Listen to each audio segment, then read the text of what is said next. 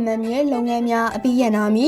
မင်္ဂလာပါမြန်မာနိုင်ငံမှာအွန်လိုင်းဈေးဝယ်ကြသူတွေကြားလူသိအများဆုံးဖြစ်တဲ့ Short MM ဟာမကြာမီကာလအတွင်းမှာသူတို့ရဲ့လုပ်ငန်းလည်ပတ်မှုအားလုံးကိုအပြီးတိုင်ရပ်ဆိုင်းတော့မယ်လို့တရားဝင်ထုတ်ပြန်လိုက်ပါတယ်။ Short MM ဟာတရုတ်နိုင်ငံရဲ့နည်းပညာထိပ်သီးအလီဘာဘာအုပ်စုရဲ့လက်အောက်ခံမိတ်ဖက်လုပ်ငန်းတစ်ခုဖြစ်ပါတယ်။အခုလိုလုပ်ငန်းရပ်နာရတဲ့အကြောင်းရင်းအတိအကျကိုတော့ထုတ်ပြန်ချက်မှာဖော်ပြထားခြင်းမရှိပေမဲ့ဒါဟာအွန်လိုင်းဈေးဝယ်သူတွေအတွက်တော့အံ့ဩသစရာသတင်းတစ်ခုဖြစ်ခဲ့ပါတယ်။ Short MMT ရဲ့ထုတ်ပြန်ချက်အရနောက်ဆုံး order တွေကိုဧပြီလ29ရက်ည7:59မိနစ်အထိသာလက်ခံသွားမှာဖြစ်ပါတယ်။လုပ်ငန်းရပ်နာဖို့ပြင်ဆင်နေတဲ့ကာလအတွင်းမှာလက်ရှိလက်ခံထားတဲ့ order တွေပစ္စည်းပို့ဆောင်မှုတွေငွေပြန်အမ်းတာနဲ့ပစ္စည်းပြန်အမ်းတာတွေကိုတာဝန်ယူမှုအပြည့်နဲ့ချိုးပွေအောင်ဆောင်ရွက်ပေးသွားမယ်လို့အာမခံထားပါတယ်။ Short MM ဟာမြန်မာနိုင်ငံရဲ့ online ဈေးဝယ်ခန်းမှာနှစ်ပေါင်းများစွာဦးဆောင်လာခဲ့တဲ့ platform တစ်ခုဖြစ်တာကြောင့်အခုလိုရန်နာလိုက်တာဟာ online ဈေးကွက်အတွက်ကြီးမားတဲ့အပြောင်းအလဲတစ်ခုဖြစ်လာနိုင်ကြောင်းတင်ဆက်ပေးလိုက်ရပါတယ်။